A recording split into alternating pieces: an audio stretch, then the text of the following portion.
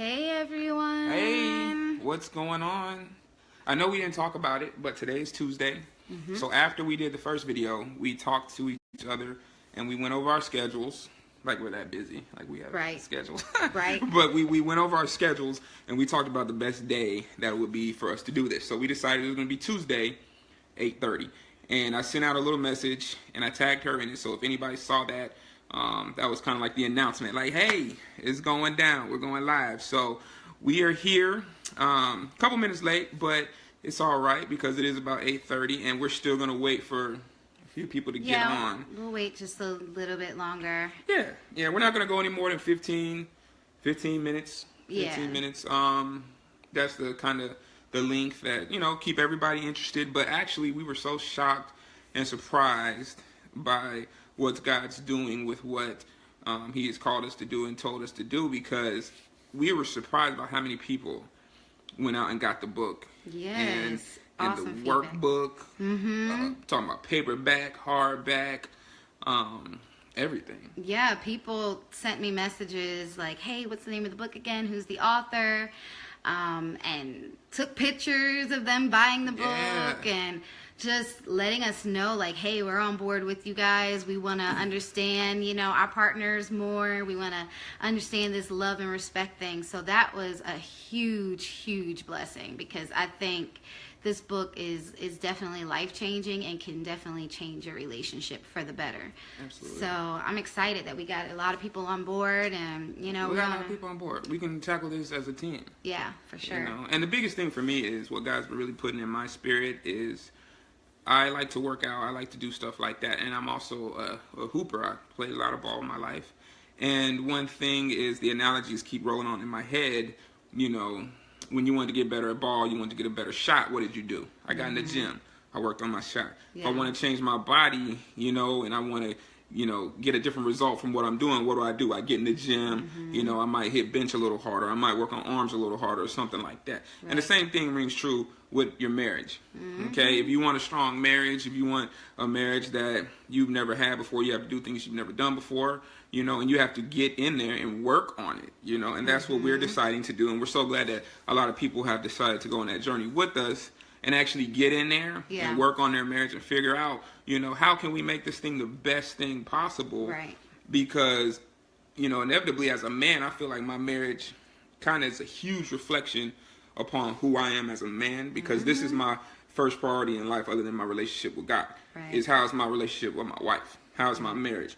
And that is what we're committed to working on. And so we're so glad that, a lot of y'all have decided to go on that journey with it. We were so excited. We were talking about it all week. Like, so-and-so got the book, so-and-so got the book in the workbook, so it's been really, really exciting to dive into that. So yeah, and if anyone is just joining in and wondering what book we're talking about, we are talking about It's going to be backwards, because we had a couple of people tell us, hey, it's upside down, but it's going to be backwards because we're FaceTiming. So, right. I mean, not FaceTiming, we're doing the live video. So, but it's Love and Respect by Dr. Emerson Eggerichs, and it is awesome, an awesome book. We received this in our premarital counseling.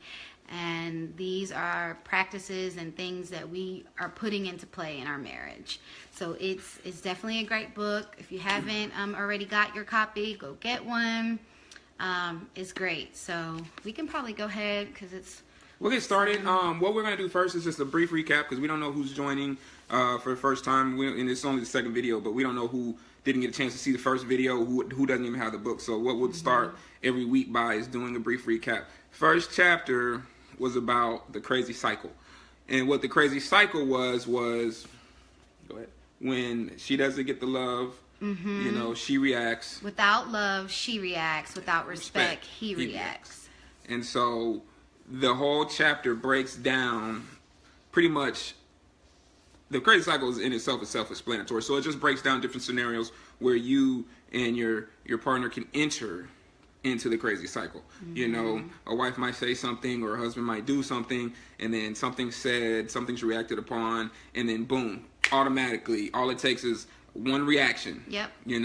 Boom, reaction from unloved to, oh, I felt disrespect because she felt unloved, and then from her reaction, I'm reacting again, and then it's just, that's why it's called the crazy cycle. So the chapter breaks that down, and we went and gave a few examples of what was in the book, and then some personal things that happened with us as well in that chapter. So that is the first chapter, the crazy cycle. So that is huge because he talks about this throughout the book, the whole book. So that is like it's like a main character. The crazy cycle is the main character because it's also a reoccurring character in your marriage because it happens. Yes. You know, so for sure.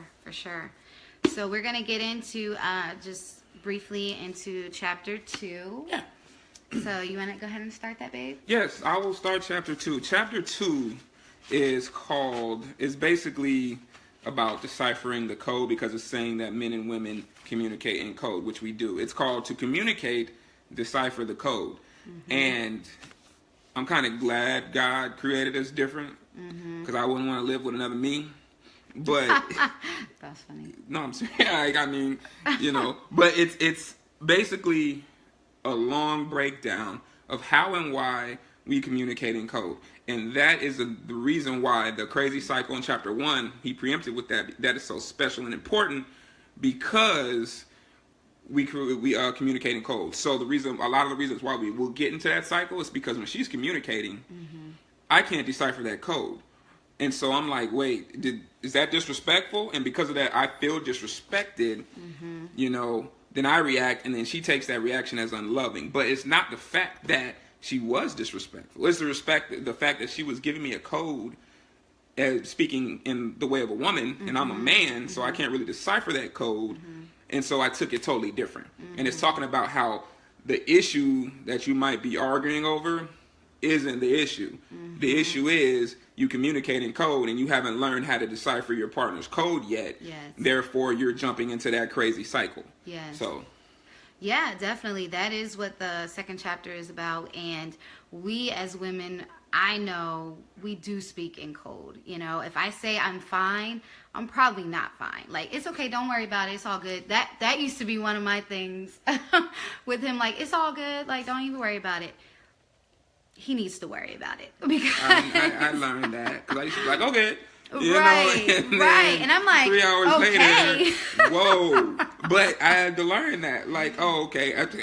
When she's like, I'm good, then that's well. When she's I'm good, she's good. Yeah. When it's I'm good, don't worry about it. Yeah, it's all good. Don't worry about it, and all the extras, don't worry about it. Whatever. That's when I need to. That's her code saying, dude, something's wrong. Pay attention. Yeah. And he talks about that for the guys. When that happens, her code is saying, I need your love. Yes. Yes. You know. Yes. But I'm like, oh, it's all good. Don't worry about it. What are you? You know. And so we would jump into the crazy cycle because I could not decipher her code. So. Right. And also even for them, you know, it wouldn't even just be how he may speak or just him walking away, you know, from confrontation or getting silent. There's a code in that. You know, him distancing himself or, you know, just sitting there quietly. That's a code. He's really feeling a lack of respect because he will try to not engage to make the, you know, situation escalate. So he would just shut down. And for me, that was one of the biggest things that made me upset or feel like you don't even care. You know, you don't even care. You're not saying nothing. You know, I want constant communication. I need to know what's going on in your head. Tell me what you're feeling, especially after an argument. But when he would shut down, you know, that would make me feel unloved. But he was shutting down because he felt disrespected in some way. So again, it always reverts back to that crazy cycle. That's on page 39, fellas. He talks and ladies too. He talks about that. And I think that's huge for the ladies to understand and to realize is that God created men the same, right? And the fact that you might be dealing with a situation with your husband and he is not, and he shuts down, it's not the fact that he doesn't love you. Yeah. It's not the fact that he doesn't want to talk to you. It's the fact that that's how we are wired. Yeah. It's the fact that I'm trying to process because women communicate with words, you know, so I'm trying to process everything you're telling me, everything you're saying. I got to figure out how I feel about it, and I'm trying to spare your feelings because I don't want to be too blunt. And so I'm processing and I'm thinking, you know, and I'm also, and he talks about this, how men are honorable by nature. We're kind of like the honor code, right? So naturally, I'm not going to attack a woman verbally or physically, You know, and so what I'm going to do is I'm just going to sit there and be quiet. And a lot of times it's not even shutting down. It's just I'm going to be quiet. So he talks about it on page 39, you know, and he says, you know, as his wife rails at him or criticizes him, he sits there quietly, which makes her angrier than ever. Because her frontal attack isn't working, she soon sees him as cold and uncaring. Meanwhile, he's thinking, I can't believe this. My wife is treating me with disrespect. In fact, it's really contempt. All she can say is that I'm unloving. You know, when in fact, he was actually trying to save the situation with his silence. That's his code. Yeah. Like, hey, I love you, and because I love you, I'm going to sit back and be quiet, and I don't want to escalate this. But then the woman's talking, and we're not receiving her code saying, hey, I need your love. Yeah. So. Yeah. No, that's good. That's really good. I mean, we've all kind of been in that place where, you know, someone shuts down and we feel that, you know, that's unloving for him to do that, you know. And like I said, we want to hear interaction. We want to hear what's going on in your head. The silence to me means distance, you know. And so to see that that's how they respond and understanding why he may be quiet, that was insightful to me, you know. So that's one of the key points in there. And what else did you want to talk about, babe? I wanted to talk about the difference between that, what we just said. Right before that, on page 38, the title, the heading of the next section is Men Hear Criticism as Contempt. Women Feel Silence as Hostility. And so cracking her code, I had to understand and realize, as hard as it was, hey, I'm not going to approach the situation with silence because I know how it's going to come off, and I know she's going to feel that as hostility, and then I know if she feels it as hostility, it's going to escalate even further. As hard as it was for me, because I come from a family of dudes that'll just be like, I don't need this, and we done. She tells me all the time, it's funny how quick I can cut people off and not think twice about it. Yeah. You know, and because I can. You know, it's like, all right, I'm done, you know, bye. You know, and I used to be like that. Hey, you know, I don't need this. And he talks about that. Guy, you know, that's kind of how guys think. You know, I don't need this. I didn't come here for this. You know, but then I had to realize that's not going to get me anything more than I've ever gotten before. And I want my marriage to be, you know, I only live one life. And I want with my partner, my best friend, my wife, I want it to be the best life possible. And if I want that, and evidently I've been doing everything wrong because I hadn't gotten married before. I hadn't been married yet. So the things I must be doing must not be working. You know, and so now I get a wife, and it's like, you know what? I'm going to change some of the things that I'm doing, especially with her, because I want it to work. You know, and speaking of working, he does talk a lot about statistics in the beginning of the chapter about how, was it 5 out of 10 of the marriages, not even in the world, just in the church, end up in divorce. Yes. You know? Yes. And he was saying how people aren't paying attention to the to the words that God says with love and respect. Right. Because if love was enough, everybody who ever got married would still be married, aside from infidelity. Because at one point when you're at the altar, you loved that person. But how come it ended the way it did? You know, because there was codes there that weren't deciphered, and then that codes and the undecipherableness of the code turns into contempt. You know, and then the contempt inevitably turns into that divorce. And that's the main reason why we're doing this. So, yeah, definitely. And I thought it was interesting when he's talking about how one of the reasons God does not give women the command to love is because that is what he created us to do. He didn't have to remind us to do something that was already in us to do. And he talks about how we need love. It says in here that women need love almost like they need air to breathe.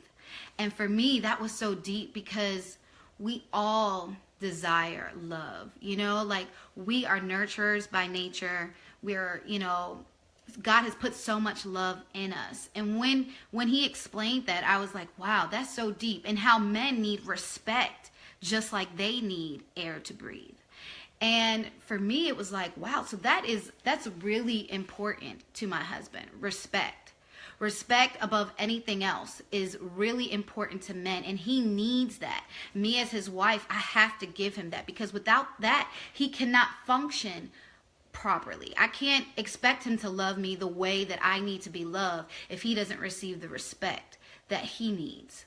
And even when they were talking about, a lot of times men, you know, when it was saying the argument that they got into, one of the couples in here about the wife, I think, the husband came home from a business trip, and he was just looking to have a great evening with his wife. And as soon as he walked in the door, she was like, oh, you're home early? You know, not even excited. She was like, oh, the kids need this, the kids need that. I need you to do this. And by the way, I need you to do this. And all he was looking for was just some time with his wife. Mm-hmm. And he felt like, wow, you can't even appreciate me being home, coming home early. I just wanted to be with you. And he felt, you know, slighted by that. He felt disrespect. And how men look like, here I am working a job. I'm getting respect from my peers. I'm getting respect from my homies, you know, because that's the honor code that they have. But then you come home, and you don't feel respect from your wife, the closest person to you. And so it was just insightful how he explains, you know, breaks it down for you to really grasp how important things are, the love and the respect, and how it says sometimes the issue is not even the issue that you think it is. We've had arguments where it could be something so little, and then all of a sudden it escalates and the whole night is ruined. Like peas. Yeah, like peas. We had an argument not too long about sweet peas. It wasn't even an argument. She just walked off on me. Because we talked about this many times because she's a foodie. So two of the most things that we've talked about are sports and food. And so I'm sitting here watching the baby, you know, she's, babe, dinner ready, you ready to eat? I say, yeah, bring it on. Boom. She bring me the plate and it looked good. And I'm looking around, boom, boom, boom, peas. Ooh, what's up with the peas, babe? That's it. Yeah. That what's up with the peas, babe? That killed the whole night. He was like, you know I don't like peas. And I'm like, the other day you told me you like peas with mashed potatoes. I made peas with some mashed potatoes. I told her, see, that's Decipher the code. I told her I could eat peas with mashed potatoes. I thought he said he liked heard, it. So and he talks about that in chapter 2 as well. Sometimes men and women will both say something to one another, but since she's listening with woman ears. Yeah. And so she heard something totally different than what I said, you know, so she made the peas and I ate them. Me and Micah sat there at the table. He was looking at me trying to see if I was going to eat the peas or not because he didn't want to eat them either. And I made a little shepherd's pie and I ate the peas. But the funny thing was the next day I get a text message and we're not arguing anymore. You know, it's like we're cool. Everything's cool. And I laughed at it because I'm sitting here watching the game. And bloop. You were being mean to me. I was like, what? Because I felt like, I heard you say you like peas with mashed potatoes. I specifically said, okay, I can make these peas as long as I got some mashed potatoes with it because that's the only way you're going to eat it. Mashed potatoes. But I said, and he's like, well, you know I don't like peas. I'm like, you just told me the other day that you liked it. I specifically heard you say you liked it. He said, you're being mean to me. So it was like the whole night was ruined. I went upstairs. I had a little attitude. I was like, I'm done because... I know when she got an attitude because when I go upstairs, she's in the bed and she'll be on her back and I can see her face and she's watching TV or something, watching her shows. That's when she's cool. And when she got an attitude, I walk upstairs and her head's covered. She's all the way under the blanket. She don't want me to see her. I come in, and even if it's late, I come in, she'll roll over. Hey, babe, you know, here's the remote if you're going to sleep. Nah, she won't even roll over. So I was like... I was all the way on my side. We have a king-size bed, and I was all the way on my side. I said, what? And then the next morning, I was like, so you still mad about some peas? Yeah. And he's like, I'm not the one that's come mad. Come and throw that at me. Because I was cool. Like I said, me and Micah sat there and smashed the peas. But, you know, so that's... But all that to say how something so little can escalate and be, you know, the whole night was ruined. Mm-hmm. You know, the whole night was ruined. And it was kind of saying that, the author was saying that in this chapter about how something so little can spark a big fire. Absolutely. You know, and now you look and the whole evening is ruined, or, you know, the whole vacation, the whole anniversary is ruined because of one little, you know, incident that still reverted back to the love and respect, because I felt like, okay, here I am making you dinner, you know, and I felt unloved. Mm-hmm. I felt like he don't even appreciate that I made this, and I made it because he told me he liked it. And then by her reaction of walking off like that, I was like, "Are you gonna do? You know, you gonna?" Yeah, and he didn't say nothing else to me for the rest of the night. Granted, I wasn't mad, but I was like, "That's how we gonna do this." She gonna be upset over some peas. Over some peas, and I let her know. I said, "Babe, like again, getting outside my box. Mm-hmm. She knowing she needs words. I said, babe, I want to let you know it wasn't nothing personal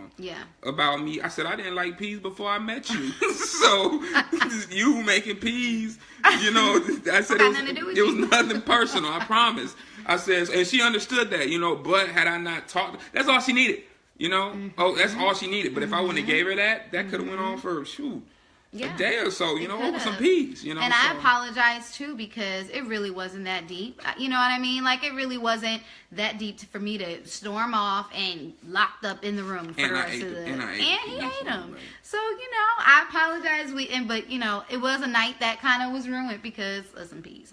So. Yeah. But hey, I mean, this is one of those stories we're going to look back on. I see people laughing too. It's funny. Laugh at it and enjoy those moments in your marriage too, because you know, it's really you too. You know, it's you too. So you got to have those moments that you laugh and you enjoy life and you enjoy those small things, man. Like, I remember one night while she's looking at what she's going to read next, she made something, I think it was some Salisbury steak for the first time in a long time. And I'm sitting here watching the game and her and Mike are at the table eating. And I just heard Michael go, "Where the gravy at?" And he looking at his plate like, well, this sounds very steak. Where the gravy at? And I just busted out laughing, like, to myself. I didn't laugh out loud. But it's like, just those little moments like that make you laugh. So, and while you're looking at that, I want to say one thing, because the women need love, right? And I found it pretty interesting that he points out that one place in the Bible, the woman has a commandment to love not only her husband, but her husband and her children. And I think, wasn't in it wasn't in 1 Corinthians, was it? In Titus 2:4? Titus, yes, because the agape love is already there. But the love that he commands the woman to love the husband first, then the children, is phileo, which is like that humanly, brotherly love. And the reason, again, why is because the agape love is built into her. But the wear and tear of the day, the you getting on my nerves, you get, you know, things going on in life. Yes. I might not like you sometimes, you know. And so he had to remind the woman that treat your family with that phileo love as well. Because I know you're going to love them unconditionally, but down the road when things get rough, when he's acting up in school, when your husband says that thing or comes home late or whatever, you know, you still need to be reminded to treat them like you like them. Because you're still going to do for them. You're going to cook, you're going to clean, you're going to do the laundry, you're going to hug them, you're going to kiss them, whatever, but still have that phileo love. So I thought that was interesting that that love had to be specified. You know, so keep that in mind and remember that. Definitely. And one of the other parts that stood out to me was when it was talking about just because you felt unloved does not mean that was the message he was trying to send. And so many times we focus on what I'm getting or what I'm not getting from a situation. I'm not feeling loved. I'm not feeling that he cares, you know, but that wasn't how he intended for it to even come out. And then I also didn't consider, okay, well, why is he reacting this way? Was it something that I said? Instead of focusing all on myself and what I'm getting or not getting, sometimes be concerned about the other person too. You know, look at the other person. Okay, he reacted this way. Was it something that I said? Was it something that caused him to respond to me in an unloving way? Instead of focusing so much on what I may be getting or how I'm feeling or what I'm not getting. And so that was very deep to me, to know that even though I might feel like this, that was not how he intended for it to come out. You know, and even though he may have felt disrespected, my intentions is never to disrespect him, you know, but you know, sometimes it can come off like that, or you may take it like that, and that's not the way it was meant for it to be. And so I thought that was good because, you know, we sometimes just think about, you know, how we're feeling, you know, and get mad at that person for making us feel like that, you know. But, and I know his desire is never to, you know, show me that he doesn't love me. I know my husband loves me very much, you know, but sometimes you have to remove that defense mechanism, you know, in order to be able to see that, you know, his intentions, he does want, you know, the best for me. And like I said before, you know, we're on the same team, and realizing when he said a lot of times, you know, that person has good will intentions. Two good natured people. Exactly. You know, two good-natured people. I am never out to attack him or to disrespect him, and he's never out to attack me or to not show me love. So that was really important to me, that aspect of it. Anything else, babe? You want to No, I thought that was huge. The two good-natured people thing. You know, there are some anomalies in there. I mean, sometimes you might have married a knucklehead, you know, and either way. And some, you know, that's unfortunate. But for the most part, you know, we're two good-natured people. And so sometimes I have to remind myself of that. Like, man, she wasn't trying to disrespect. You know, she wasn't trying to disrespect you. Yeah. You know, that's just how you took it. You know, and sometimes I have to, you know, if I step out and take a walk or something, I'm like, man, was it really that serious? Was it really worth what you're making it out to be? No. You know, because she is good-natured. And I know, like, she did remind me all the time, babe, we're on the same team. You know, so why are you acting like I'm your enemy? And when you think about it, it makes you feel kind of childish and silly. Like, you know what, I am acting like you're my enemy. You know, and I need to not do that because we're in this together and we're reaching the same goal together. But it all stems back to deciphering the code. Yes. You know, it's all about that code. And I know who's ever read it, who's ever read chapter 2, you got a lot out of that because he goes so into great detail. About that's why he preempts it with the crazy cycle because that's how you get into the crazy cycle. Right. So he tells you what the crazy cycle is and he says, okay, now that we got that out the way, this is how you enter the crazy cycle. It's because y'all are talking in code, what he calls it, the pink sunglasses and the pink hearing aids. Pink sunglasses, all they see is in pink. We have pink hearing aids. All we hear is in pink. And that's even why we can talk to our girlfriends and explain the situation. They like, girl, I know why you feel like that. You know, yeah, he was wrong because that's how they're seeing. They have pink sunglasses. They have pink hearing aids. You know, and that's how we can get them to, you know, understand what we're saying. But you go and talk to another man and he, you know, he don't know where we coming from, but if he talks to, you know, his brothers or his dad, they all, you know, on his side because that's how they see. That's how they hear. Yep. I mean, blue sunglasses and blue hearing aids, you know. Shout out to Pops for that because he always used to tell me, son, Mars and Venus, you know, in a good way, you know, Mars and Venus. We come from two different planets. We communicate two different ways. We talk two different ways. Yes. You know, and she was telling me that before we even started. You know, she said, babe, I've learned that when you say something, that's what you mean. Yeah. And I've learned that when she says something, gotta do a little digging. It's probably something behind it. You know, like when she was pregnant. Babe, don't you want to go to Kroger? Don't you want to go to Kroger? Man, okay, we need some things from Kroger. I'm going to give you a list when we get there. But what I really want you to do is be out the house. So when you are out, you can stop by Wendy's and get me this and that and this and that. That's what that meant. And it took me about 3 or 4 times being sent out the house for some toilet paper to understand that I'm about to get a Frosty, I'm about to get some Ben and Jerry's, I'm gonna have to stop by Walgreens and pick up this and that. That's what that meant, you know. And but before I deciphered the code, I used to be like, got me going out again. Man, I'm grabbing my keys, I'm going out, and then I'm blasting my music. I'm driving slow so I can stay out longer. But then when I realized that babe, don't you feel like going there? Okay, babe, what do you want from Wendy's? I can use a Frosty and get some fries too. You know, and she really appreciated that. That is so true. You know, so it's all about deciphering the code.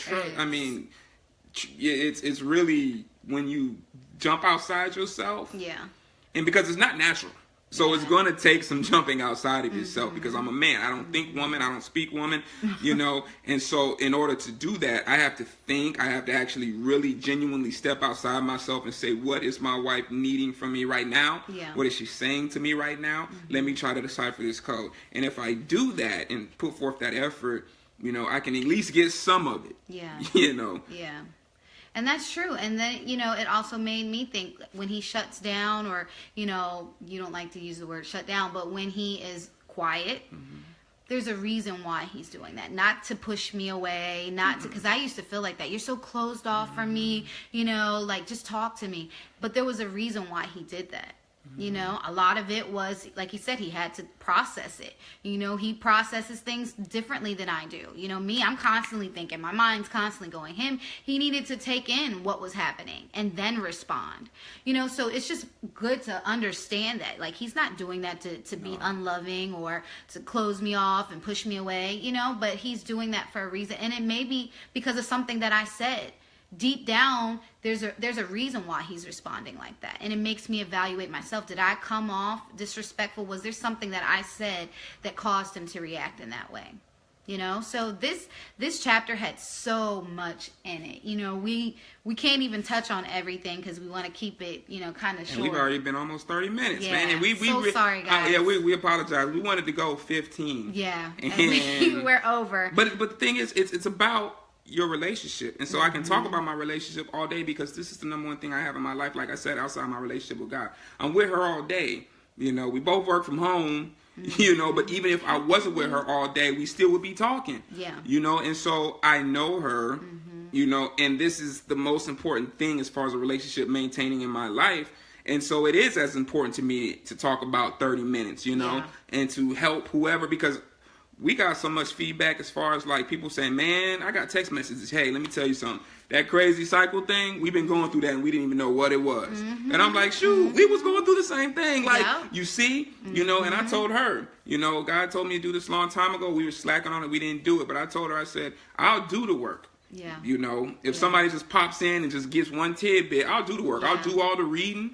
I'll do all the, you know, the surfing and studying and highlighting and all that stuff so we can share with y'all what we're learning. We're not making any of this up. This isn't our philosophies or our dissertations on marriage or relationships. All we're doing is we getting in there, we getting books, we getting this one specifically right now, and we're just sharing with y'all the things that we pull from these books that's helping us out along the way that'll hopefully help you all out. That's all we're doing. Definitely. You know?